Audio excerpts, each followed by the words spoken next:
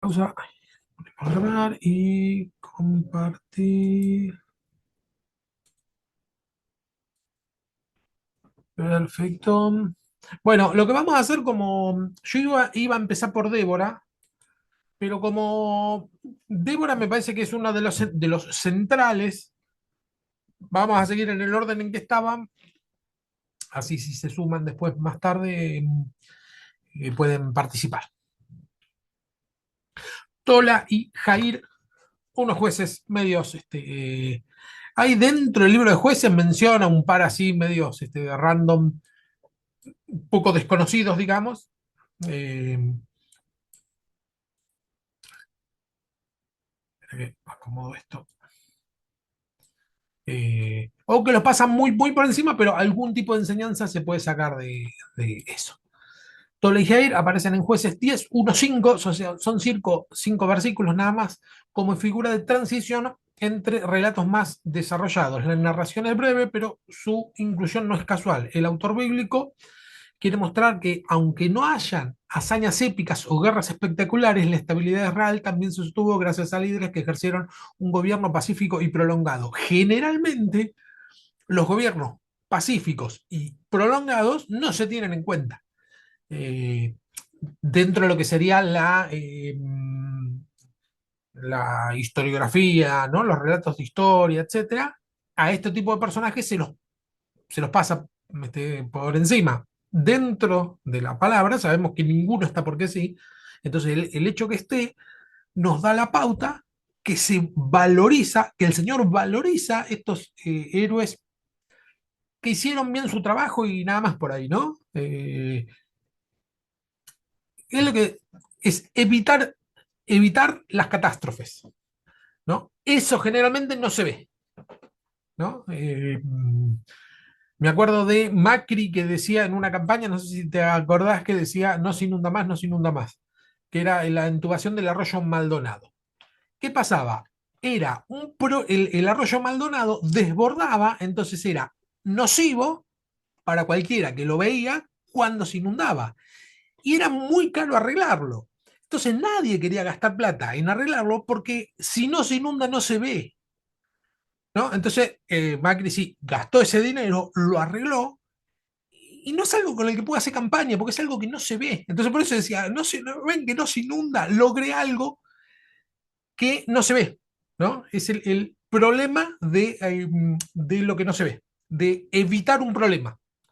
Muchas veces nosotros, a veces decimos, no sé, iba a hacer un viaje y se me postergó un par de días. Y a veces decimos, andá a saber de lo que el Señor me salvó, ¿no? Que por algo se evitó. Que la verdad es que lo hubiéramos visto si se daba la tragedia, si se daba el problema, el accidente o lo que sea. Como no sucede, no lo vemos, entonces es difícil percibirlo. Con estos dos, Tola y Jair, son ese tipo de ejemplos. Que es decir, bueno, hicieron algo que evidentemente no se ve, pero sí podemos saber que hubo paz. Y bueno, eso es muchísimo. Entonces no es que ganaron una guerra, ¿sí? No es algo visible. El texto no registra conflictos durante su mandato, lo que sugiere una época de relativa paz, probablemente lograda a través de administración y cohesión interna. Jair, por su parte, es recordado principalmente por sus, dice, 30 hijos que cabalgaban en 30 asnos y gobernaban en 30 ciudades en Galaad, ¿no? El 30, repite mucho, entonces, bueno, generalmente en los textos eh, hebreos. ¿Sí ibas a decir algo, André, o estás saludando a alguien? No, está Ceci, está Abel, Ah, Gustavo. hola, hola. Ah, porque yo tenía acá recortado Buenas No me noches, había sí, dado cuenta. estoy Buenas noches, Ceci. Buenas noches, Gustavo. Bendiciones, bendiciones. Buenas Bendiciones. noches. Un gusto verlos. Yo la veo a André que es así, digo, o pide para decir algo o está salvando a alguien que está atrás del celular, pero no. No, estaba saludando a Ceci, porque Ah, Ceci bien. está.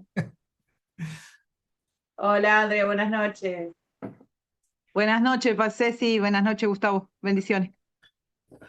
Bueno, Bendiciones, bendiciones. bendiciones. Este personaje que dice que tenía 30 hijos que cabalgaban en 30 asnos y gobernaban en 30 ciudades, bueno, cuando vemos una repetición así de un número en un texto hebreo, sabemos que los números tienen mucha simbología para los judíos, por lo tanto hay que ver un poco de qué se trata. No es un número tan relevante como si fuera 12, como si fuera 7, como si fuera 40, ¿no? El 30 no aparece tanto, pero dentro de la literatura judía simboliza, está relacionado a la fecundidad, ¿sí? Es como decir una familia próspera, ¿sí? Alguien que les iba bien.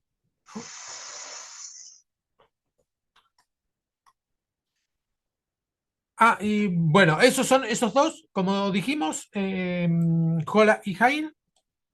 Ahora tenemos a Jefté. Dos, que hicieron las cosas bien, por lo tanto no se los nota, ¿sí? O por lo menos entendemos eso a partir del texto. Ahora pasamos a un gran personaje conflictivo, un tal Jefté. Jefté entra en escena cuando la opresión amonita ha tensado al máximo las tribus de Oriente, dice ahí en Jueces 10, 6 al 12, 7 está la historia. La narración lo caracteriza desde el margen. Dice, hijo de una prostituta, expulsado por sus hermanos y refugiado en Top, donde se le junta una banda de aventureros. El tipo era un marginado, ¿sí? Hijo de una prostituta significa, no tiene apellido, es una persona, no solo un marginado sería el término, ¿no? Eh, las circunstancias de su infancia lo ponen en una situación en la sociedad que es un ciudadano de segunda, ¿sí? Es decir, para el pueblo judío es un tipo que no tiene chance. Ese perfil biográfico no es un adorno, prepara el motivo de el rechazado que termina siendo llamado. Y esto pasa casi siempre en la Biblia. Generalmente, cuando vemos una persona rechazada en la Biblia, decimos, a este el Señor lo va a llamar. Igualmente es muy difícil acordarse cómo lo leímos la primera vez, pero cuando vemos a un rechazado, decimos, este va a ser algo importante en la Biblia. Cuando vemos una mujer estéril, decimos, va a tener hijos, ¿no? Generalmente la Biblia muestra eso. Cuando ya te empieza a contar una historia así, eh, a nosotros nos predispone a esto, ¿no? Porque conocemos el corazón del Señor, conocemos las Escrituras, y termina siendo algo recurrente. Sin embargo, no es algo recurrente en la realidad. Generalmente los marginados son marginados toda la vida, ¿sí? Las estériles son estériles toda la vida, ¿sí? En la Biblia se relatan los hechos magníficos o no diría magníficos, lo que se relatan son las intervenciones de Dios, porque es un libro que nos cuenta cómo Dios se relaciona con los hombres, ¿no? Dios y su pueblo, esa es la historia de la Biblia. Por lo tanto, siempre va a haber una intervención de Dios. Y si hay una intervención de Dios, lo que se considera malo pasa a ser bueno. Una persona rechazada y marginada en manos de Dios, es decir, en el relato bíblico, bueno, pasa a tener preponderancia. El texto subraya entonces que el espíritu de Yahvé vino sobre Jefté, dice en 11:29. Jefté hace un voto, no sé si se acuerdan el relato, él dice, eh, va a luchar, dice, bueno, si nos da la victoria, dice así, voy a hacer un pacto con Dios. Lo que salga de la puerta de mi casa a mi encuentro será de Yahvé y lo ofreceré en el holocausto. ¿Sí? Lo primero que salga lo voy a sacrificar en este holocausto al Señor. Hace esa promesa. Va, gana la batalla. Cuando viene, la primera que sale es su hija. ¿Sí? Entonces dice, ya lo dije, ahora voy a tener que matar.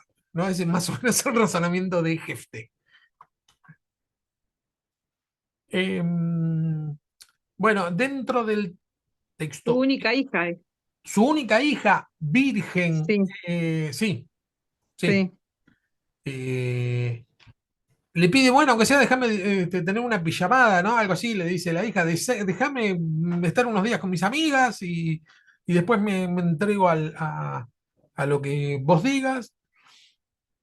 Yo este relato sí me acuerdo la primera vez que lo leí, yo me convertí de grande, entonces no son historias que escuché de chico, sino que la, la ley, me acuerdo la primera vez que lo leí. Cuando lo iba leyendo, me imaginaba que iba a pasar algo como Abraham cuando va a sacrificar a Isaac. Alguien lo va a parar al tipo este. Cuando la vaya a sacrificar, algo va a pasar y no lo va a sacrificar. No, no aparece nadie. Va y la sacrifica el señor este. Entonces acá sí hay una enseñanza distinta, porque a Abraham Dios le había mandado que lo sacrifique. ¿Sí? Le había pedido el mayor sacrificio que un padre puede hacer. Sí, Andrés. Claro, acá fue un voto de él. Abrir la boca antes de tiempo, digamos. Sí, Eh, Se apuró en dar su promesa. sí. Y además, Ahora podía sí, haberla no cumplido, ¿no? claro que sí. Podría haberla no cumplido. Pero obediencia, Eso no es obediencia. No, eso es un error. no. No, eso no, sí, tenés razón, no es Claro, obediencia, porque Dios no le pidió que obedezca nada ni que lo haga. es creer que es creer el imperativo de tu palabra como si fuera yo no puedo desdecirme. Si lo dije ahora lo tengo que hacer. ¿Y pero Claro, es por dar tu qué? palabra, Claro, es dar tu palabra. Sí, es dar la exactamente. palabra. Sí, sí, sí. Es el típico que de las personas que dicen, yo toda la vida dije tal cosa, ahora no me voy a desdecir. ¿Y por qué no te vas a desdecir? Si vos lo decías. Bueno, sí, puedo decir, mira, estaba equivocado. Yo decía esto, ahora no, me di cuenta que estaba equivocado. No pensé que iba a salir mi hija. Pensé que iba a salir un cerdo. Disculpen, me equivoqué, hablé de más. ¿No? Bueno, la doble... Esa nos enseña que no tenemos que prometer algo que después nos pese cumplir. Claro, dice la... Prometerle cosas a Dios, Sí, prometerle algo a Dios que después no vamos a poder cumplir. sí, no, pero peor. O Es, nos pesa. es prometerle a Dios algo que va en contra de la voluntad de Dios. También, El sí, sacrificio sí, sí, humano ya estaba prohibido en la ley de sí. Moisés. Estaba prohibido sacrificar personas. Entonces le promete algo a Dios que Dios ya había dicho que eso él no quería. Es como ¿Y decir, ahora cómo lo vio Dios, no? Esto. y, ¿Cómo? Porque la hija podría haber huido cuando le pidió esos meses, esos 2 meses que se vaya, se- algo. tantas cosas, pero que la enseñanza, bueno, yo veo que acá la enseñanza es no prometer algo Sí, que va en contra de la voluntad de Dios y que después te puede salir mal, sí, generalmente como en este caso siempre, matar un hijo. claro, la enseñanza que nos deja Jefté es negativa, es un antihéroe, una persona llena del Espíritu Santo, sale del margen, pasa a ser un héroe porque gana las batallas y automáticamente se convierte en un villano. Automáticamente. Un religioso, Tal cual, un religioso. se convierte en un religioso, Sí, porque sí, voy a hacer, viste que el religioso hace tit, tit, tit, tit, pollerita, ligerito, pelito largo, claro, no sé. claro, y ya está, ahora lo tengo que hacer. Hay mucho de ego ahí, ¿no? ¿Qué van a decir de mí? ¿No? Eh, eh, bueno, el punto es que dentro del idioma hebreo hay una doble, la Bau es una letra eh, que se traduce como I, ¿no? Y sería coordinante. Y será del Señor y lo ofreceré, sería. Entonces se puede dar lugar a dos grandes lecturas a partir de este tipo de escritura. Promesa de sacrificio humano, animal, sin matiz, si sale un ser humano, es decir, que es lo que termina pasando, o dos, promesa bipartita, que se puede leer así. Será del Señor, podría implicar consagración, es decir, el que salga va a ser consagrado al Señor, ¿no? Se va a dedicar al Señor, tipo Sansón, consagrado al Señor. Si sale una persona, sería así. Pero si sale un animal, va a ser consagrado al Señor de la forma en que los animales se los consagra, que es en holocausto, ¿no? Es decir, son dos conceptos, como está separado por ese I, por esa bau, son dos conceptos distintos. Entonces, cuando uno lo lee, puede entender eso, que es que será del Señor y lo ofreceré en holocausto. Son dos cosas, dos conceptos distintos, ¿no? Bueno, según lo que salga, o, sería un o va a ser el Señor o lo voy a ofrecer en holocausto. Bueno, pero cuando la primera persona en salir es su única hija, la narración enfatiza 4 veces su virginidad, 4 veces dice que es virgen, duelo por su virginidad y el hecho de que no ha conocido varón. Ese foco ha sido usado para sostener la hipótesis de una consagración vitalicia y no una inmolación, ¿no? Lo que dice, a esto es, lo que te va llevando la idea del relato, como viene el relato, es que, ajá, lo que va a hacer es consagrarla. No conoció el varón, por lo tanto sí puede ser consagrada. El relato te va llevando, dentro de lo que sería el idioma original, te va llevando a pensar que lo que va a hacer es consagrarla al Señor, no matarla en holocausto como si fuera un animal. Aquello que la ley prohíbe explícitamente, sacrificio humano, queda aquí por lo menos como una sombra ominosa y expone la temeridad del voto precipitado, es lo que decía Andrea, ¿no? ¿Para qué prometió? Precipitadamente, no tenés ni idea lo que vas a hacer. En ambos casos, la teología del pasaje es la misma. El carisma no inmuniza contra la insensatez. Es decir, el carisma, el don de Dios, no me hace eh, dejar de ser tonto, ¿no? Si yo soy torpe, bueno, yo puedo tener un carisma especial para la guerra, como en el caso de Jefté, es decir, un don especial para liberar una batalla y ganar, pero no me quita la torpeza, ¿no? No es que una persona consagrada, como está consagrada y el espíritu está sobre él, todo lo que hace es parte del espíritu. No, en algunas cosas puede ser muy buenas y en otras puede ser muy malo, y eso lo recontra vemos en nuestros líderes evangélicos, ¿no? Donde decimos, ¿cómo puede ser este que tanto predicaba y llevaba multitudes, de golpe nos sale con la secretaria? El caso de Benny Hinn. ¿Qué pasó? Y bueno, sí, no era invencible el tipo, era un gran predicador, un gran evangelista, muy buen mensaje, muchas personas se convirtieron gracias a la palabra de él, pero no es infalible. Era hombre. Exactamente, exactamente. Jefté es el caso así. Es un tipo lleno del Espíritu Santo, pero eso no quiere decir que sea infalible. ¿Sí? Puede fallar. Puede que algún aspecto de su vida falle, y eso después lo vemos en todos, salvo en Jesús, en todos los líderes de la iglesia o de Israel, todos en una metieron la pata. Todos. ¿Sí? No hay uno que, que no se haya equivocado nunca. El único, vuelvo para atrás, el único que no dice explícitamente que se haya equivocado es el apóstol Pablo.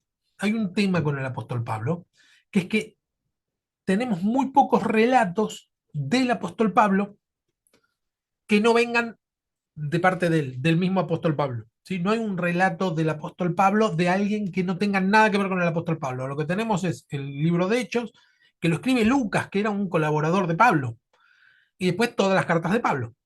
¿Sí? Entonces muchos creen que si Pablo lo dice es infalible, porque lo dice Pablo, ¿no? Bueno, ahí hay un tema que es que ahí también hay que saber distinguir entre cultura, forma de ver la vida y palabra de Dios, dentro de lo que dice el apóstol Pablo. Después todos los demás, es bien claro, siempre dice, pero se equivocó en tal y tal cosa.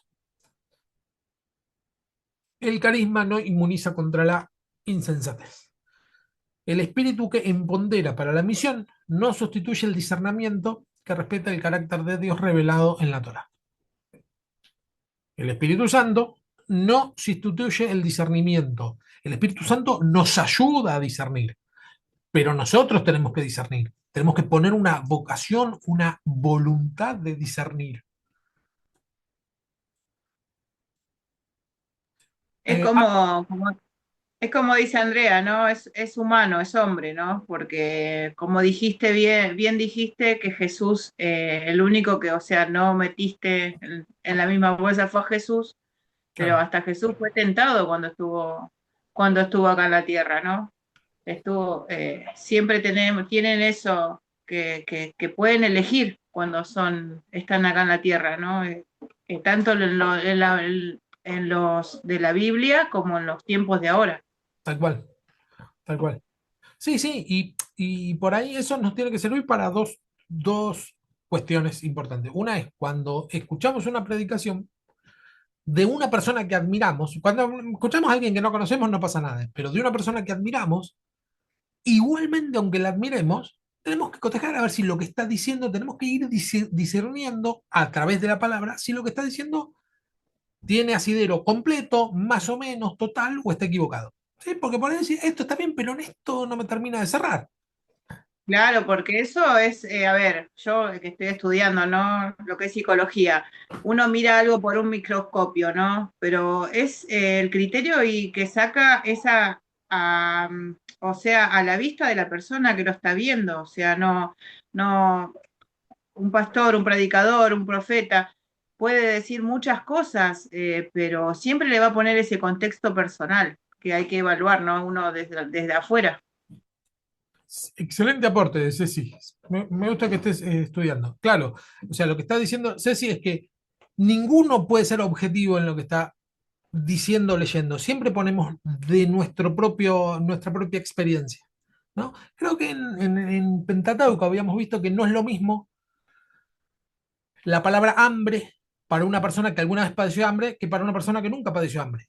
Entonces lee en la Biblia la palabra hambre y le simboliza distintas cosas, aunque sea la misma palabra. ¿Sí? Entonces, desde nuestra propia perspectiva, hablamos, entendemos, decimos y manifestamos. Entonces, en ese sentido, digo que eh, nosotros debemos enriquecer un mensaje que escuchamos a partir de nuestra propia experiencia o de nuestra propia forma de entender el Evangelio. No estoy diciendo contradecir, sino enriquecer. ¿No? A veces, inclusive a veces escuchamos, por lo menos a mí me pasa, escucho una predicación y digo, esto puede ir por acá y el Señor me va llevando en otra palabra, en otra cosa y va creciendo en otro sentido. Por un lado eso, y por otro lado, eso es con respecto a otros. Y por otro lado, con respecto a nosotros mismos. Si el Señor me levanta para determinada tarea, no quiere decir que todo lo que yo vaya a hacer está bien porque el Señor me levantó. Y no, porque me puedo equivocar. ¿Sí? La sintaxis del relato, que podría haber cerrado en el triunfo, se prolonga para enfrentar al lector con el costo de la promesa que nadie pidió. Podría haber terminado en que triunfó. Y no, ¿no?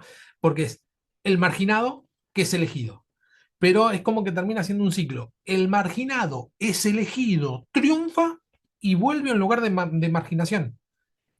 Jefté, para la historia completa, es un personaje negativo. Arranca muy mal, va muy bien y vuelve muy mal. El problema, Claro, porque si no hubiese sido como la historia de Job, que Dios le restituyó los hijos y a él le hubiese restituido con una hija claro, más, sí, si hubiese sido sí, realmente de parte de sí, Dios que vino la situación. tal cual.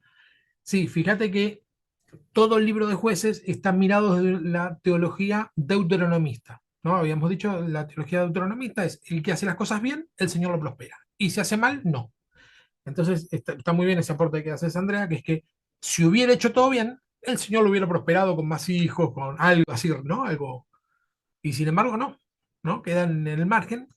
Quiere decir, a partir del relato, que no hizo Por las cosas. ejemplo, el rey Saúl, ¿no? Que se termina inclinando en sus deseos carnales, o sea, de querer ser reconocido y termina mal, Claro. ¿no? Pero Otro ejemplo después así, tenemos sí, el ejemplo de Salomón, que como que sí, pierde todo porque confiesa, ¿no? Del secreto que él tiene, de la fuerza que viene desde el pelo, ¿no? Pero ahí tenía como, él tenía todo el tiempo lo estaba acompañando el Espíritu Santo, pero pasa que lo pierde la fuerza, pierde todo, pero tiene una nueva oportunidad antes de morir él. O sea, son diferentes ejemplos. sí, sí, Sansón es un tipo raro también. Ahora creo que Salomón, después de este perdón, viene. Salomón, dije cualquier cosa, Sí, sí, Sansón, sí, sí. sí, sí. No, igualmente habías dicho Salomón y estaba bien Salomón porque Salomón pasa algo parecido a un jefe. Una persona totalmente desechada, lleno de dones, eligen como un buen Sí, tipo. Y de golpe va bien, digamos, empieza muy de abajo, va muy bien y de golpe se va y después va a -10 porque después empieza a tejer, a tratar de matar a David porque lo ve competencia, mató una guerra en su cabeza nomás, porque David nunca tuvo nada en contra de él. Entonces es un tipo que empieza más o menos, medio olvidado, va muy bien y de golpe cae y llega al fondo que se termina técnicamente suicidando Saúl.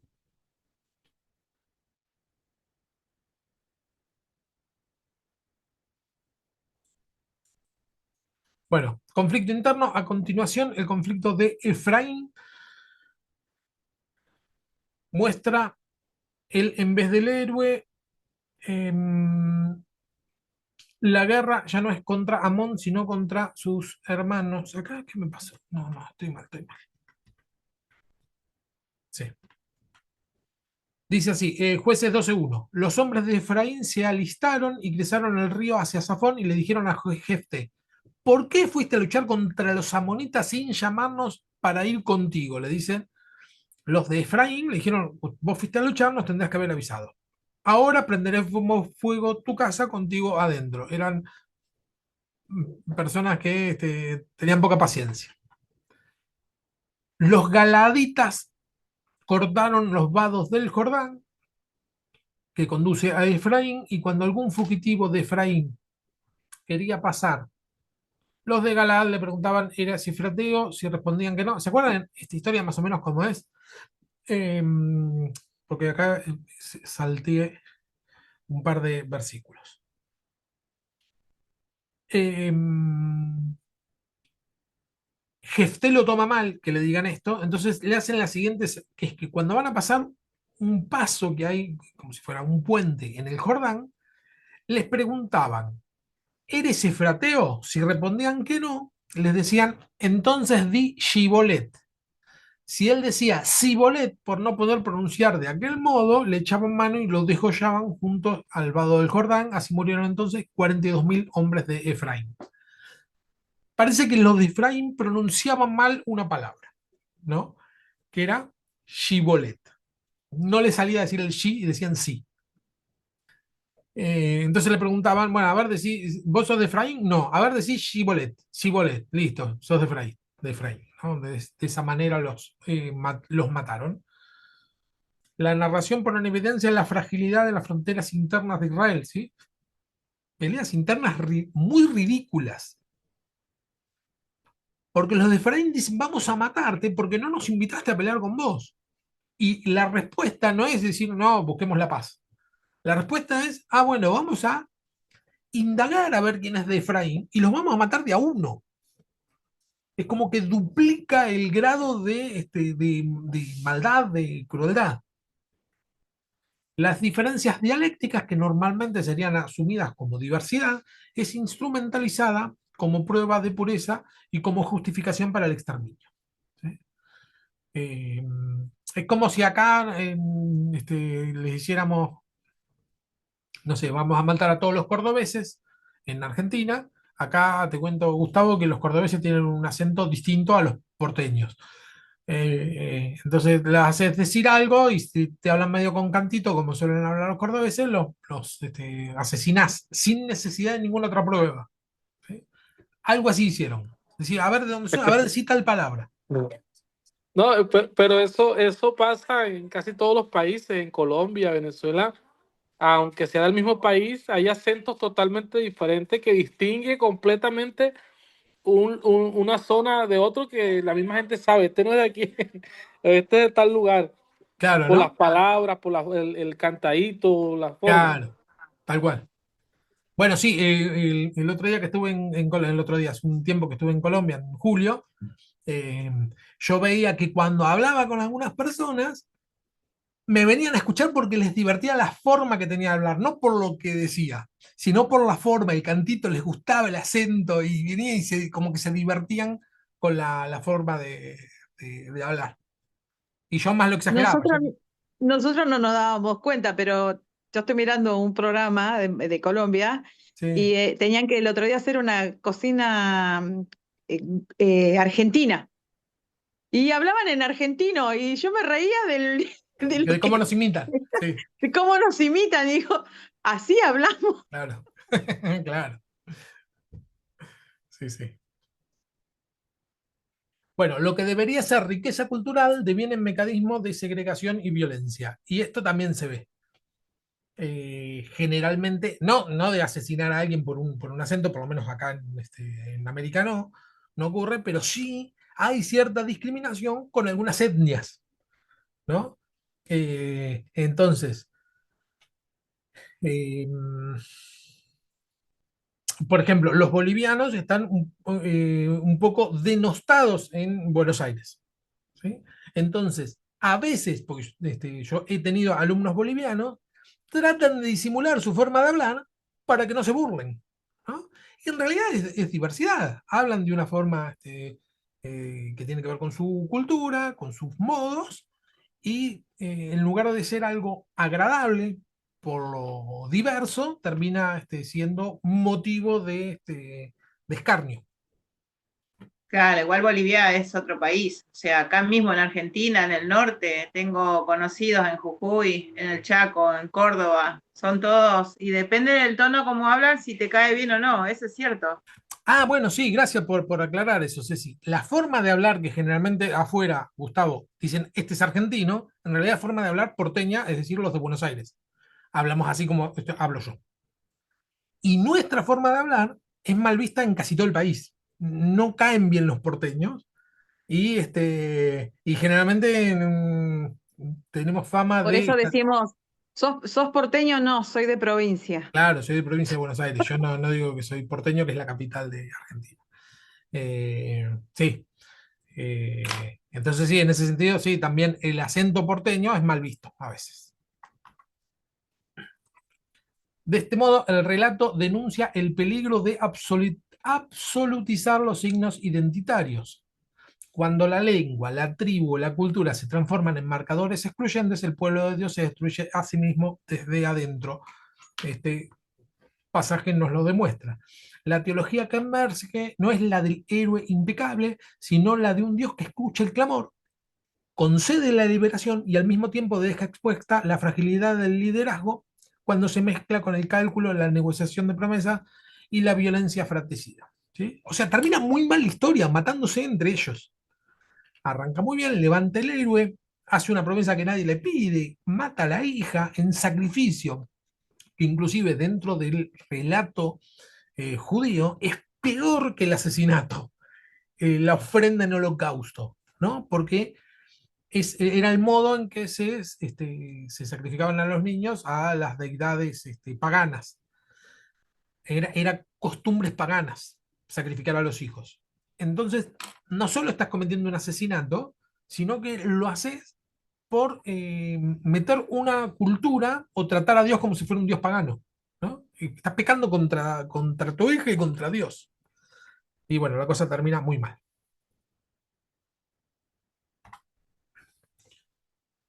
En un libro que viene mostrando ciclos de infidelidad, rescate, ¿no? En jueces recuerdan que es así. Infidelidad, caen en manos de los extranjeros, levanta un héroe, lo rescata, tiempo de prosperidad, vuelve a separarse de Dios, lo vuelve a invadir un pueblo, ¿no? Siempre cíclico.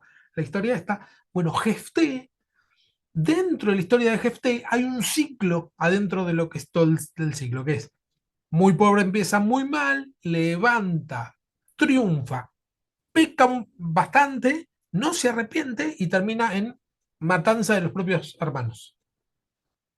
Termina terrible, un baño de sangre. Bueno, pasamos a Sansón. ¿Algo más? ¿Alguna pregunta? ¿Algún comentario sobre Jefté?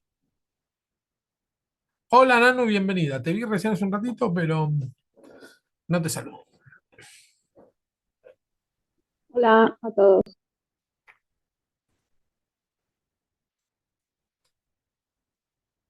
Yo había escuchado una predicación sobre Jefté que me había parecido muy interesante la forma de entenderlo, que es que el aceptar la herencia, aunque sea negativa, o sea, trató el predicador de encontrarle una vuelta positiva, que era mirarlo desde el punto de vista de la hija, no desde Jefté. La hija acepta la estupidez que hizo el padre. Entonces lo predicaba de la siguiente manera. A veces nosotros le damos cosas que no nos gustan, y dice, pero no siempre porque hay que renegar de eso. ¿No? Sí, bueno, aceptar lo bueno como en la herencia y aceptar lo que no nos gusta también de algunas cosas, ¿no? Que tiene que ver con, más que nada con las injusticias. Es decir, yo porque justo me tocó nacer acá. Que, yo podría haber nacido en una casa de millonarios, ¿no? No, aceptar eso. Decir, bueno, acá es donde el Señor me puso, acá es donde acepto lo que resulta injusto, ¿no? Que a esta chica. Eso es una manera de verlo, por lo menos original me había parecido. Bueno, vamos a Sansón, que también parece un personaje de... Fer, ¿me escuchaste cuando te saludé? No, no, porque no sé sí, si te anda mal mi escuché, pero no internet. te vi. Ah, Hola. Sansón parece personaje de la mitología griega. Tiene muchos elementos rarísimos, sobre todo esto. Tenía pelo largo, si le cortan el pelo, eh, pierde la fuerza, le cortan el pelo y pierde la fuerza, ¿no? Dentro de la mitología griega está el famoso Aquiles, que lo habían, si no me equivoco, lo habían cuando era chiquito agarrado de las patas y lo habían sumergido no sé en qué poción mágica, por lo tanto era invencible, menos en la parte donde lo habían agarrado, que era el talón. Entonces, cuando le pegan un flechazo en el talón, se muere porque era la parte débil, donde viene la frase del talón de Aquiles, es decir, el punto débil de Aquiles. Bueno, es algo mitológico, se puede explicar varias cosas, pero no tiene como... eh, no es verosímil, es rarísima la historia. Con Sansón, si la leemos de una manera literal, también es muy inverosímil. Como una persona, por no cortarse el pelo, ¿no? Tiene fuerza y si se lo corta pierde la fuerza, pero si le empieza a crecer el pelo, vuelve a tener fuerza, ¿no? Resulta mitológica la historia, pero no es mitológica, ¿eh? Ahora vamos a ver por qué. Sí, sí, sí. No sé, yo pienso, no estoy al 100% segura, pero yo pienso que como que él tenía un trato con Dios o como algo que Dios le había concedido a él y él se lo contó a esta mujer, o sea, rompió algo, o sea, Claro, quebró un pacto importante, esa comunión que tenía con Dios, ¿no? Por eso quise, no sé, no me sé sí, expresar. sí. Pero quiero decir eso, que no es tanto por el pelo, sino de dónde viene y cuál era esa conexión que, por qué motivo pasó lo que pasó, fue porque él rompió eso de ese secreto. Exactamente eso. Sí. El pelo es una manifestación externa de algo que le iba pasando internamente a Sansón. No era por el pelo, sino que el pelo iba manifestando lo que él iba creyendo. Sí, tal cual, Ceci. Sansón irrumpe como un héroe singular, cuyo origen, dones y final condensan tensiones que recorren todos jueces. Ahora bien, ese marco teológico convive con rasgos que el lector del antiguo cercano oriente reconocería como motivos heroicos. Fuerza extraordinaria, enfrentamiento con un león, episodios de astucia, humillación del enemigo, caída provocada por una relación sentimental. Tiene todos los elementos. Encima, como que es divertida la historia. Parece medio una novela, ¿no? Encima la mujer que lo engaña, él se da cuenta que le va a engañar, entonces le miente y le vuelve a preguntar cuál es el origen de tu fuerza y le vuelve a mentir. Y le dice, no, dale, sí, decime, y le dice, y si sabe que le está queriendo engañar, ¿no? Es como que todo un pase de comedia parece. La fuerza de Sansón no es un atributo mágico ni una esencia del héroe, depende de la condición de nazareo. Ese trasfondo teológico desafía a leer episodios algo más allá de la anécdota. El voto nazareo, que está en número 6, implica abstenerse de vino, evitar cadáveres e incluso no cortarse el cabello. Entre otras cosas, es una consagración. Yo me consagro al Señor y digo, no me voy a cortar el cabello dentro de lo que sería el nazareo, el tipo de consagración que está ahí en números, ¿no? Es no cortarse el cabello, no tocar cadáveres, no tomar vino, ¿no? Es como aquella promesa, ¿no? De que comerán de todo lo que ustedes quieran, menos de ese árbol. Y Claro, pasó. claro, Volvemos claro, al origen, al Génesis. tal cual, Es el mismo, tal la cual, misma política, ¿no? sí. Por así decirlo. El punto es la consagración, ¿sí? Eh, por ejemplo, ¿vieron lo que serían las malas palabras o groserías? Nosotros generalmente no las decimos. La palabra en sí misma no tiene nada de malo ni nada, no tiene nada, son palabras. Las palabras son palabras y si el problema es el significado, a veces decimos la misma palabra o el mismo significado con sonido, ¿no? Podemos decir tonto, podemos decir prostituta, eso no simboliza una mala palabra.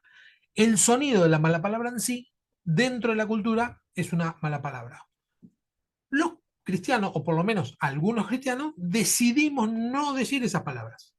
Optamos por buscar sinónimos y no decirlas. ¿Tiene algo de malo esas malas palabras? No. Solamente que es una consagración de decir, bueno, yo voy a hablar con las palabras justas. No voy a hablar con groserías. Es una pequeña consagración, ¿no? Que uno hace. Pongo ese ejemplo como hay miles de ejemplos que hacemos los cristianos. Y no es que en ese hecho en sí tenga un valor mágico, sino tiene que ver con la consagración que yo le pongo a eso. ¿Sí? Tiene que ver con mi vida espiritual interior que se manifiesta en ese detalle o en varios detalles, ¿no? Porque a la medida que vamos avanzando, se van sumando los pequeños detalles. Que decir, bueno, si yo estoy consagrado, esto ya no lo puedo hacer, ¿no? No sé, agarrarme a piñas por un problema de tránsito en la calle, y bueno, no lo puedo hacer. Ok, tampoco insultarlo ni tampoco gritarle, por más que me enoje, ¿no? Nosotros, perdón, ¿no? Sí, Pero este último domingo la palabra, bueno, nosotros la publicamos en YouTube a la prédica ajá, del pastor y siempre se le pone un título. Y este domingo se llamaba, era una pregunta, ¿cuánto me amas? Y habló mucho el pastor sobre qué difícil que es a veces ver la injusticia y por ahí uno reacciona porque ya estamos en este mundo carnal de emociones y Dios no se maneja por emociones.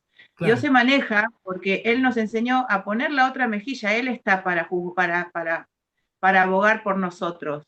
Eso es lo que quería compartir Claro, de la prédica del domingo, que es muy similar a lo que estás diciendo. tal cual.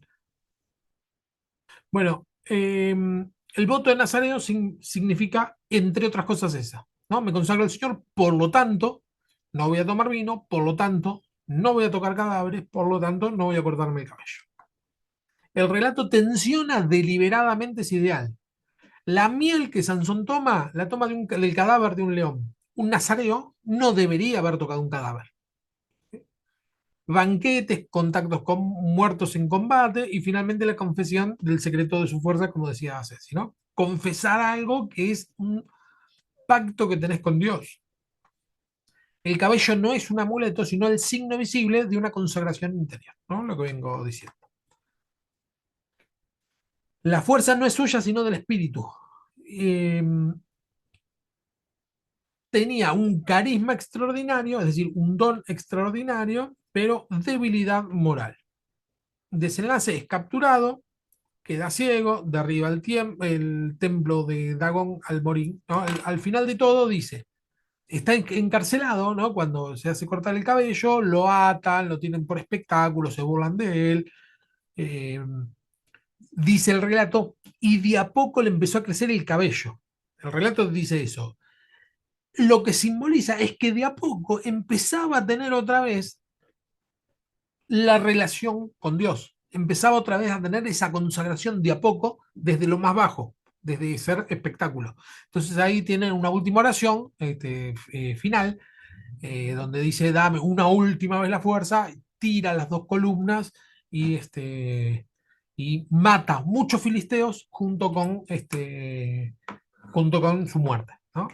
El final tiene algo que ver con la forma de relato, hace un cierre, pero el punto central no es el cabello, sino la consagración de la persona. Está consagrado, pero se la pasa jugando con cosas que no debería hacer, hasta que llega al punto culmine que ya no le queda nada, porque lo último que le quedaba era el pelo y hasta eso, ¿no? Y después, cuando cae en desgracia, aún así, la misericordia de Dios es le empezó a crecer el cabello a poco, ¿no? Es decir, volvió a tener elementos para consagrarse, sería. Siempre en esa mirada hay que mirarlo y leerlo y no desde un tema de magia, ¿no? Porque sí se puede leer como un tema mágico o de mitología griega. ¿Sí? El tipo era raro.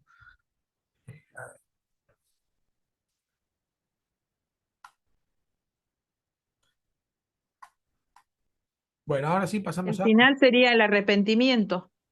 y el volver a Dios. Sí, sí. Tiene un final épico, ¿no? Es decir, mató un Sí. montón de filisteos junto con su muerte. Entonces ahí sí se puede entender de distintas maneras que sería una especie de consagración hasta el final, hasta lo último.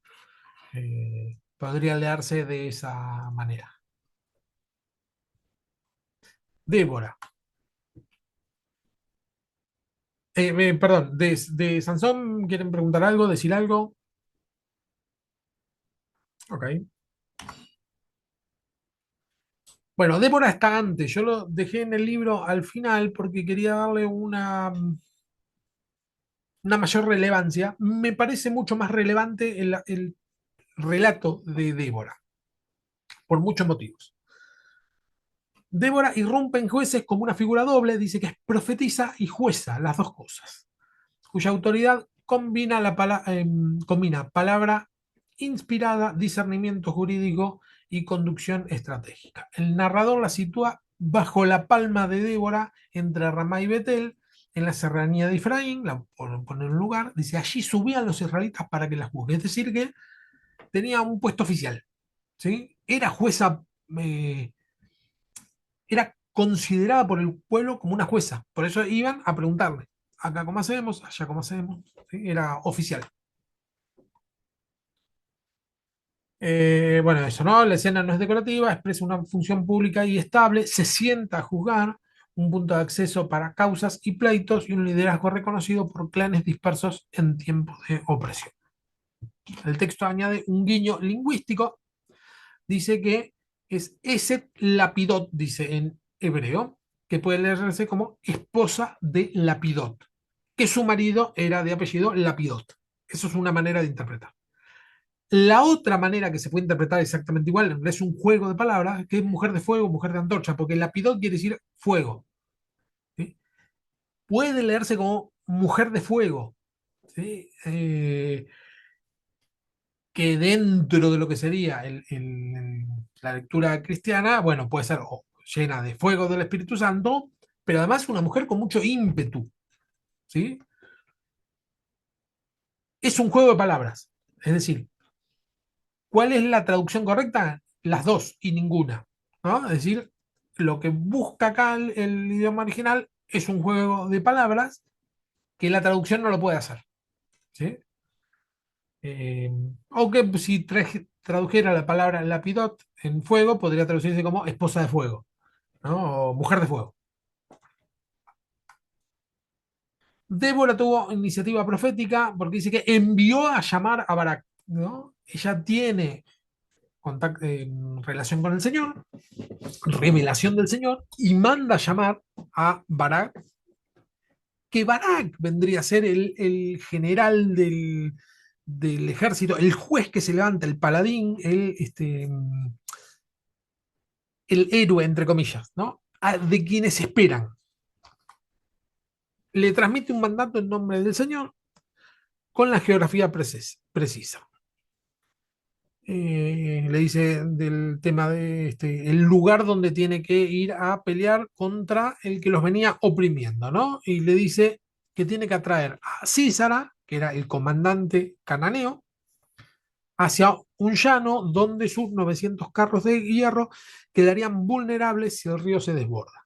Hay una estrategia de guerra. Le dice, tráelo a Císara acá, si el río se desborda, los vamos a poder vencer. Barak responde con una condición. Le dice, bueno, yo voy, pero si vos venís conmigo. O sea,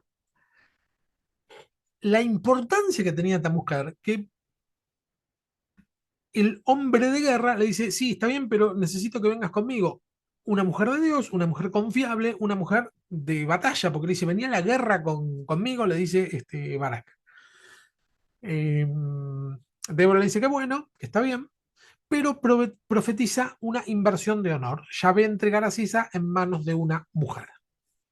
Por eso digo que es un tema totalmente distinto, porque recordemos que las mujeres estaban totalmente relegadas, más relegadas que Jefté, que era hijo de una prostituta. Porque por lo menos, comillas, comillas, Jefté era varón. Débora era mujer. Ya se la tenía ya era demasiado que juzgue. ¿no? Que vayan a preguntarle por los pleitos. Eso ya es demasiado para la literatura judía. Y a esto se le agrega que, bueno, vaya a ir de batalla. Y le dice, está bien, Claro, que hombres de guerra, capitanes, vayan y la consulten y le pidan favores y es rarísimo. es rarísimo, sí, yo Sí, noté eso. Y encima lo que más noté era que ella estaba debajo de una palmera, que me llamó la atención. ¿Por qué estaba bajo una palma? generalmente se utilizaba como lugar de como si fuera un tribunal Las Palmas, un lugar de autoridad.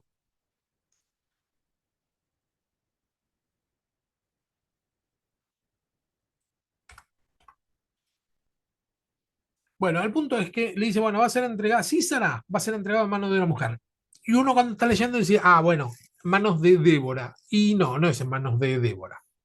Aparece una tal Jael, que es rarísimo también el pasaje, porque Jael, es decir, mujer, pero ya ni siquiera es la mujer en eminencia, sino una mujer de segundo plano, segundo grado, que justo Císara, cuando viene en la batalla, se va a esconder y lo, Jael lo encuentra y le dice, bueno, sí, escóndete acá.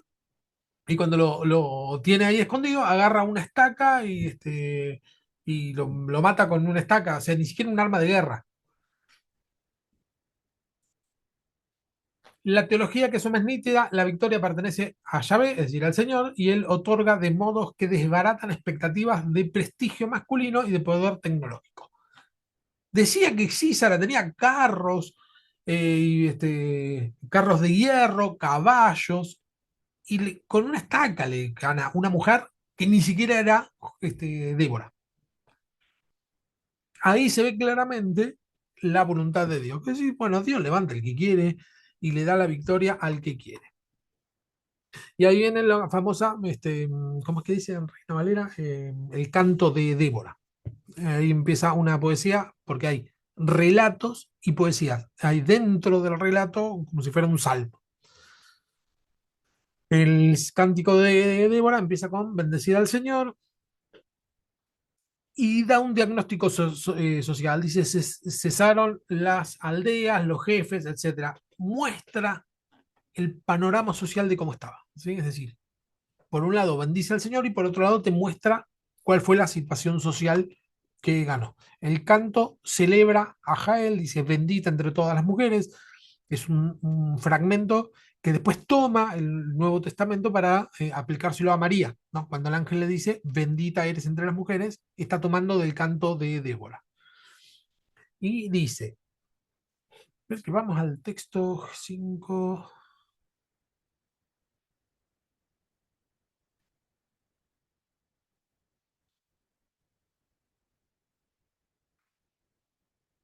Espera un segundito, ¿eh?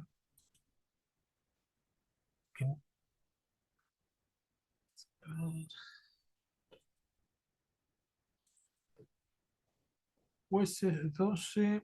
Esperen que los busque y se los muestro porque.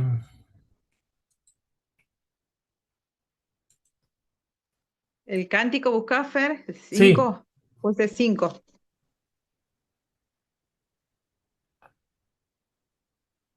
Ah, sí, sí, sí, 5. Gracias.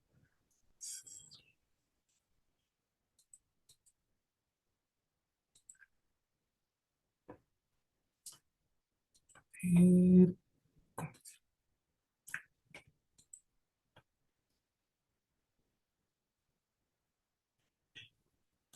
Ahí estamos. Dice: aquel día cantó Débora con Barak, diciendo: por haberse puesto al frente del caudillo de Israel, por haber ofrecido voluntariamente al pueblo, lo ha del Señor, etcétera. Mm,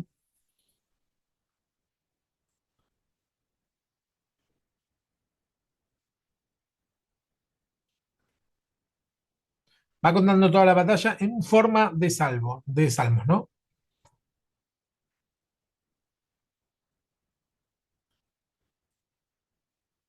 Desde los cielos pelearon las estrellas, ¿no? Todo acá está, acá viene el tema de Jael, 24.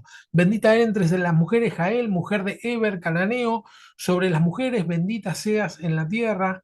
Él pidió agua y ella le dio leche, el tazón de noble le prestó crema, tendió su mano a la estaca y su diestra al mazo de trabajadores, y golpeó a Císara, hirió su cabeza, y le horadó y atravesó sus sienes. Para una poesía es raro esto, ¿no? Porque si tanto detalle para una poesía, pero es un salmo que relata, piensen que el salmo y el relato van por vías separadas y después se mezclan los dos, ¿no? Dice, cayó encorvado entre sus pies y quedó tendido, entre sus pies cayó encorvado, desde que se encorvó, allí cayó muerto.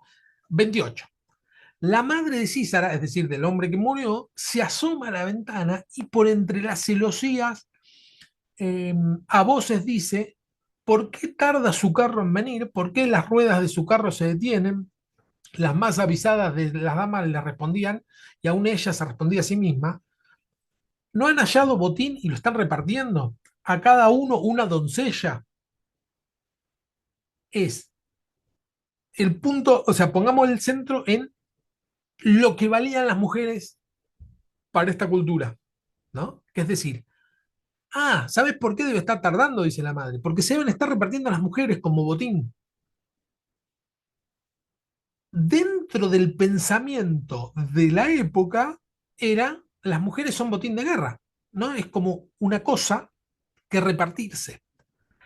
Pero el relato en manos del Señor son las mujeres las que están venciendo al valiente. Es decir, desde la mirada de Dios, claramente está diciendo, no, no, no, no.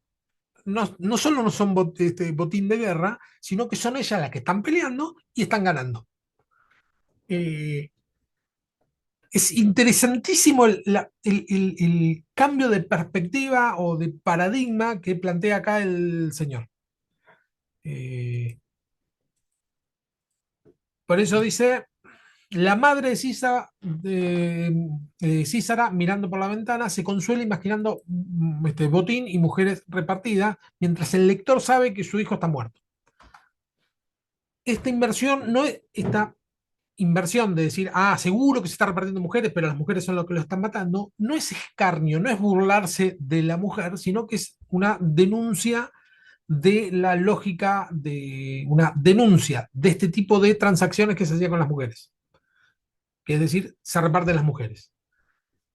Dentro del texto se ve esto, de decir, no, esto no es así como funciona la cosa.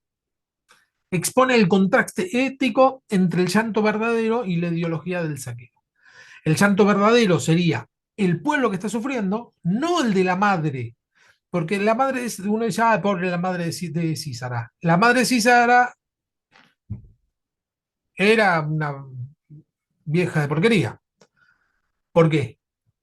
Porque estaba suponiendo que su hijo ya se estaban repartiendo las mujeres. El pensamiento de ella estaba mal. ¿Sí? Ambas capas, las dos formas de entender la vida, confirman a Débora como vértice de un triángulo de agencia femenina. Ella convoca y discierne, Jael ejecuta, y la madre de Císara encarna la ceguera de un sistema que normaliza la violencia. ¿Sí? Tenemos a Débora, Jael y la madre de Císara que no entiende nada. El liderazgo de Débora no es episódico, es institucional y carismático. ¿Qué quiero decir con esto? No es como Jefté, que aparece de golpe y desaparece de golpe. No, Débora era jueza posta, ella juzgaba, trabajaba de eso. ¿Sí? Es decir, es institucional y además de institucional, tiene palabra del Señor, es carismática, es decir, tiene gracia de Dios para poder convocar una guerra, una batalla que van a ganar porque Dios dijo. ¿Sí? Es decir, escuchar la palabra de Dios. Generalmente en las reuniones de mujeres siempre es una de los clásicos hablar de Débora, ¿no?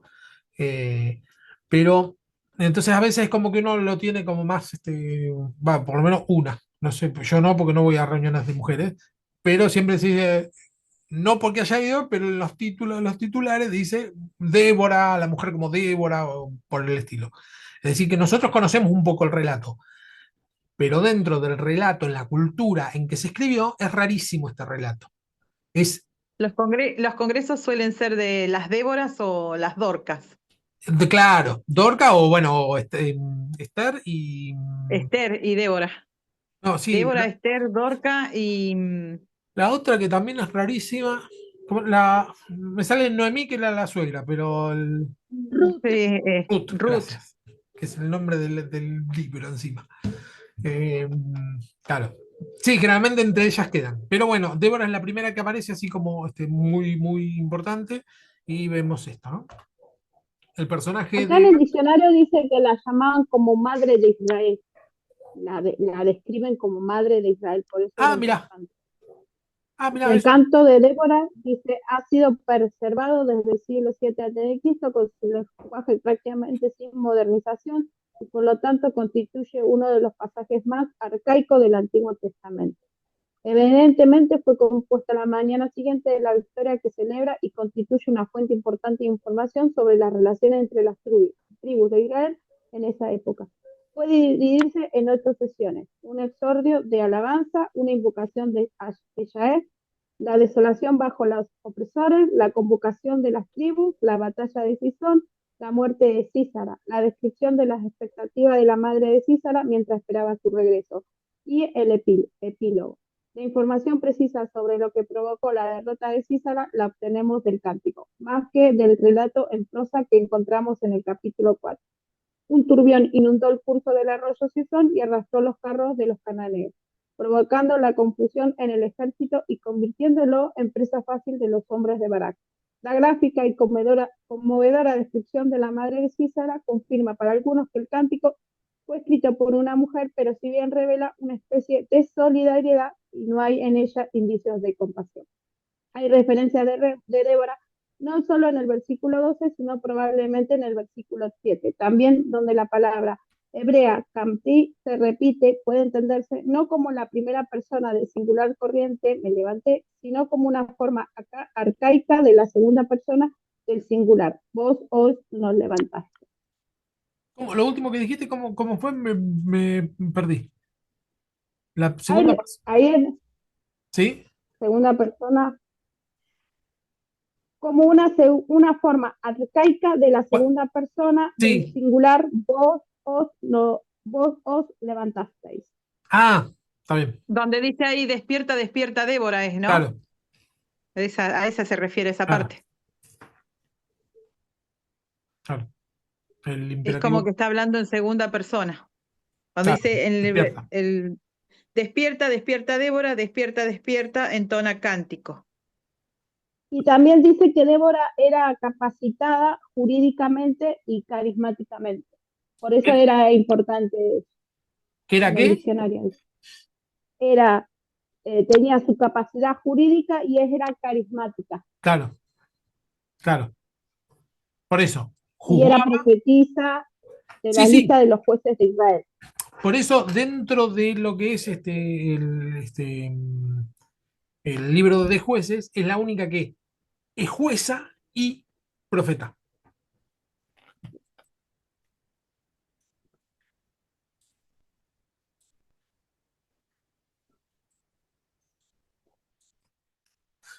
Barak. Barak no es degradado, sino reubicado. ¿Sí? Barak, bueno, para cualquiera que lo mira dentro de lo que sería la cultura judía, bueno, parece que queda degradado porque una mujer le saca el triunfo. No, no, no. Es ubicado en el sentido que el triunfo Dios se lo da en quien pone el Espíritu de Dios. ¿Sí? Independientemente de su origen, de su eh, ¿cómo se dice? De su género, de su edad, ¿no? Porque después más adelante vamos a ver que tampoco hay diferencia entre edad, de su condición social, ¿sí? Si es esclavo, noble o lo que sea. Lo que nos va mostrando en estos relatos es la voluntad de Dios permanente, es decir, Él elige al que quiere. Nosotros ponemos condicionamientos, ¿sí? Pero Dios no pone ese tipo de condicionamientos. Inclusive en personas medio tontas como Jefté, ¿no? Insensato, pone su espíritu. Barak, su dependencia de la presencia de Débora expone una fe que necesita una mediación visible. Ella no lo humilla, lo acompaña y profetiza la redistribución del honor porque la batalla será signo de que el Señor libra con instrumentos inesperados.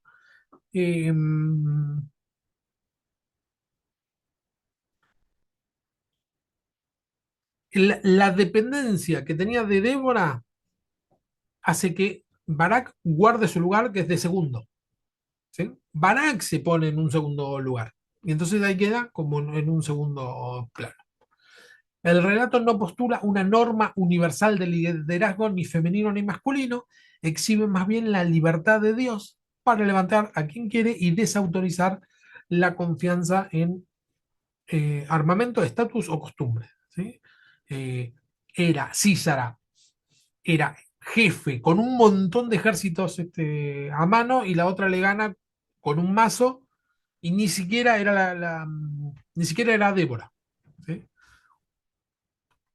Con un mazo y una estaca. Barak en hebreo significa relámpago. Sí,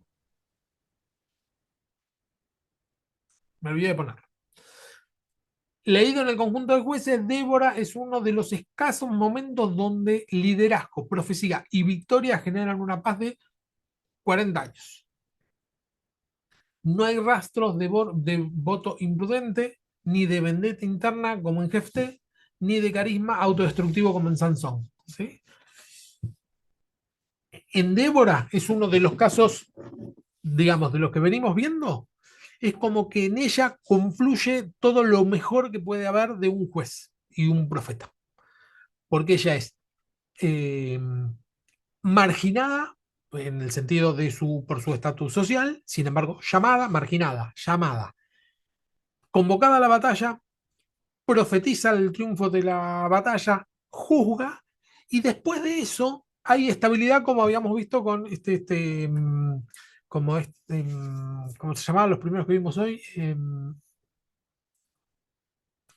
Dios, los tengo en la punta de la lengua. No, esperen que lo voy a buscar porque... La OT no era, ¿no? Era Abimelech, ¿no vieron No, Jefter? no, Jefter, no. los algo de príncipes, ¿no? Tola Tola y y Jair. Tola. Tola y Jair. Jair. Sí, Tola y Jair. Bueno, en el caso de Tola y Jair, lo que habíamos visto hoy eh, es que no tuvieron batallas que librar, sin embargo mantuvieron la paz. Bueno, en Débora eso también. Tuvo batallas, pero mantuvo la paz. ¿Sí? Es decir, en ella no vemos nada loco. Bueno, en la figura de Débora no solo abre discusiones sobre la participación de las mujeres en roles de liderazgo, sino que ilumina la naturaleza del liderazgo profético en cualquier tiempo. Confrontar carros de hierro modernos como la violencia estructural o las ideologías que cosifican a las personas. Es decir, el carro de hierro es dentro del contexto que se relata, es lo top, lo invencible, ¿sí? Un carro de hierro. Se entiende por algo invencible. Lo que nos enseña en este relato es que aún lo que parece invencible, en manos de alguien que parece muy vulnerable, pero con la ayuda de Dios puede vencerlo. Ese sería el ¿cómo se dice? El relato. Eh, espérame. ¿De Jael ya dije algo? No, sí, está bien. Listo.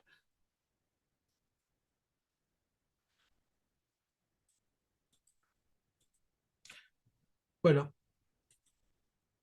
hasta acá, Débora. ¿Algo que comentar? ¿Algo que decir?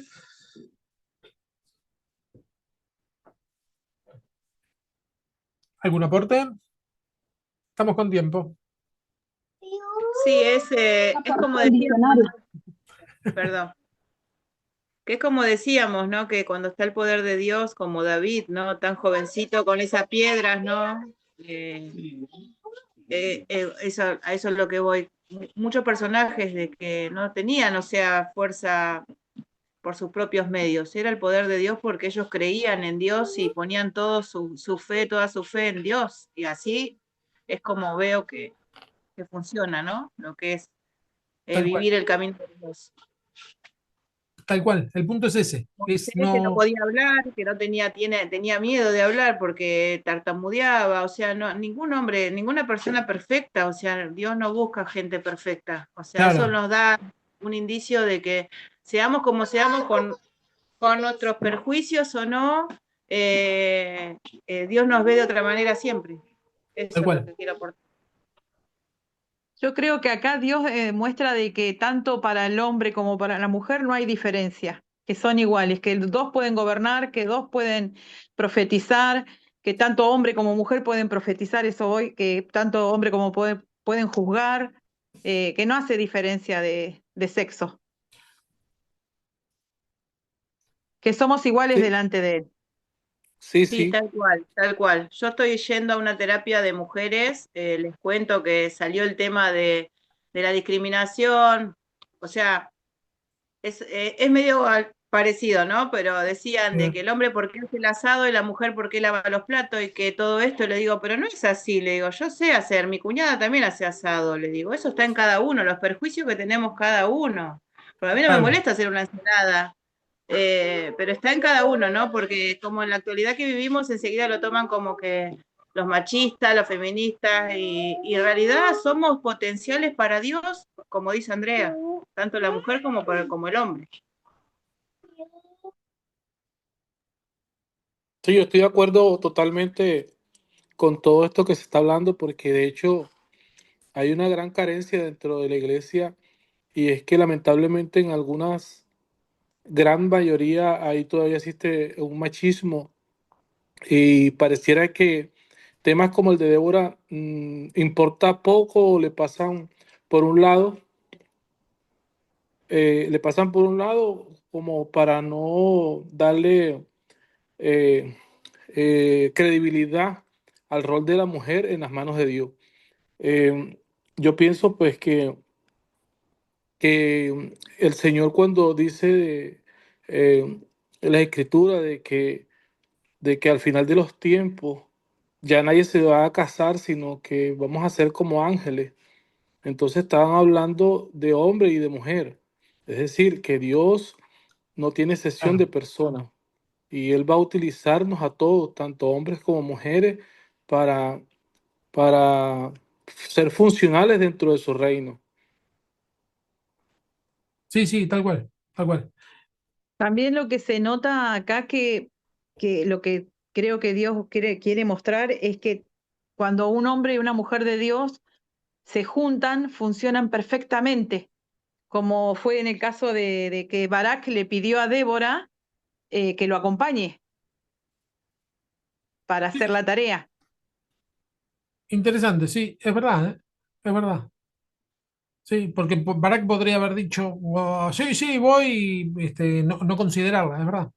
Claro, lo podía haber hecho solo y total me llevo toda yo la gloria, Claro, la honra y todo, y dejar que Débora quedara abajo de la palma nada más, claro. mirándolo desde afuera, pero sin embargo él le pidió, yo, eso es lo que noté en esto, en este pasaje. Sí, Para mí es como que en esto de Débora, Dios llama a gente común a hacer cosas extraordinarias, o sea, que no necesitamos hacer grandes cosas como para, o sea, que, mm, no sé, como hay que hay gente que está allá arriba, digamos, de ser pastor, líder o lo que sea, y que no lo puede hacer, pero una persona común y corriente, como era Débora, lo podía hacer, a pesar de que antes era muy machista la gente. claro.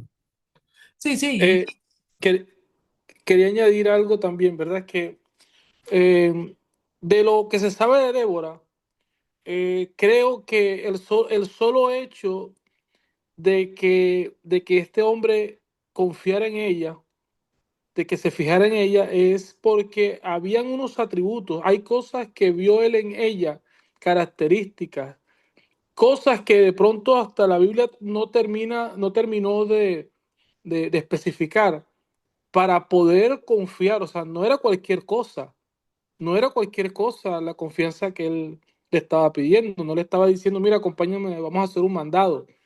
Era algo muy delicado, algo muy fuerte, algo que no se le podía confiar a todo el mundo. O sea, algo, aparte de lo que relata la Biblia, de las ciertas características de ella, yo creo que hay más allá cosas que muestran pues la templanza, el carácter, la autoridad eh, y la gallardía de esta mujer de Dios. Yo creo que le vio el Espíritu de Dios a Débora.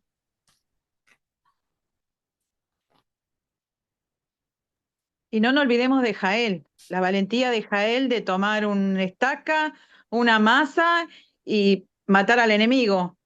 O sea, Dios nos da la Claro, autoridad también a las mujeres, que creo que ahí sí, también mostró de que nosotras las mujeres tenemos la autoridad para destrozar y pisar al enemigo y matarlo sí, como sí, querramos. Es eso lo Bueno, que ahí se transmitió. yo recuerdo, como ya Sí, se lo he sí. compartido, como se lo he compartido también del tema personal, porque esto en todos los tiempos Dios es igual, ¿no? Esto que me pasó a mí, de que me gané un viaje con mi trabajo. Al lado de otras compañeras, las compañeras hacían de todo, los gerentes del mercado le daban todo. Yo hacía una cosa tan sencilla y abrazaba a los clientes y yo soy muy claro. así, sociable, ¿no? Y yo fue una cosa que una inquietud porque yo empecé a orar porque hasta mi pareja, mi marido me decía, deja de renegar, que esto, que el otro. Yo no, yo lo puse en manos de Dios, me puse a orar y es como decimos siempre, ¿no? Que Dios ve nuestro corazón, porque yo no lo podía creer cuando me gané el viaje de mi trabajo y después yo pregunté, ¿pero por qué? Y porque estuvimos evaluando el factor humano y vimos que vos sacabas muchas fotos con con los clientes, Mirá, clientes habituales. No sé, pero yo veo que tanto en el principio del siglo, cuando se empezó a crear, ¿no? Todo lo que se está escrito en la Biblia, hasta los tiempos de hoy, Dios sigue obrando de la misma manera, porque resalta aquel chiquitito que claro, solamente, o sea, ve su corazón y su valentía y como uno pone todo en manos de Dios. Es lo que yo rescato de todo esto. tal cual. Pero la palabra dice, Ceci, que nosotros cuando oramos en nuestro cuarto a solas con Dios, Dios nos recompensa en público. Amén, Mm. claro, justamente, porque la verdad que yo no me esperaba y digo yo, así como me pasó a mí, pasó con mucha gente, muchas personas, de que por ahí no, pero esto no es para mí, no me lo merezco, pero bueno, por ahí Dios es el que juzga, no es el ser humano mismo, y es el que nos respalda. Hola, Sofi. Acá ella quiere salir con su muñeco. Hola, sí, hola. Hola. Bueno, hasta acá la clase de hoy. La semana que viene vamos a empezar con Samuel, ¿sí? Y la primera parte va a ser justamente Samuel, uno de los personajes, además del libro. Uno Mandaste algo, ¿no? Ahí para Sí, imprimir. miren, lo que mandé es el libro completo. Por lo Ah, tanto, si ustedes ya fotocopiaron una parte, fíjense qué es lo que y quieren fotocopiar, no lo fotocopien todo otra vez. claro. El punto es que me Y quedó grande el libro, porque son 300 y pico de páginas, más grande que los otros. 300, no sé, como 320. Y saqué, porque era más largo, y saqué la parte de las preguntas que ponen al final de los libros. Traté de eliminar lo más posible, pero yo lo que quería era que de cada profeta que aparece o cada personaje, poder decir algo. Y son muchos. O sea, no había forma de reducirlo. Pero bueno, yo les voy diciendo lo que vamos viendo, los que lo van a ir fotocopiando. El libro va a estar en papel para cuando terminemos. Lamento decirles. Así que cuando terminemos se lo doy tipo souvenir. No lo vamos, en esta ocasión no lo vamos a poder hacer así. Para la clase, para la materia que viene, que es sectas, ese sí, ya lo mando a imprimir y para los que me quedan medianamente cerca, lo vamos a tener para cuando arranquemos la clase sectas. Eh, Ese sí, este me quedó corrido. ¿Sí? Y Gustavo, no sé. Vamos diciendo Profe, Samuel. pero Perdón, pero igual para la semana que viene es leer el libro de Samuel, no es el material que compartiste, ¿no, Fer? Bueno, Claro, es el libro de Samuel y dentro del libro que compartí, ahí está lo que sería el comentario del estudio de Samuel. por eso vamos leyendo Samuel. Sí. ¿Y cómo nos recomendás que fotocopiemos? Porque si decís que no mandaste el libro completo, de Samuel, ¿hasta dónde podemos fotocopiar? No lo hice ¿Hasta todavía. dónde iremos a Mirá, llegar? Porque vamos a llegar. lo terminé de redondear hoy y lo envié. No lo voy a poder todo por completo. Así que mañana les digo. Mañana voy a Bueno, ver dale. bien qué es lo que vamos a poder dar en las clases que nos quedan. Y no lo vamos a poder ver todo, pero sí cosas que fotocopien de tal página a tal página. O les armo un compiladito para los que vayan a fotocopiar. Entonces, digo, este es para fotocopiar, este fotocopienlo y lo otro que quede para leer. ¿Está bien? Hagamos así. Sí, qué buena pregunta que hiciste. No se me ocurrió pensar en eso.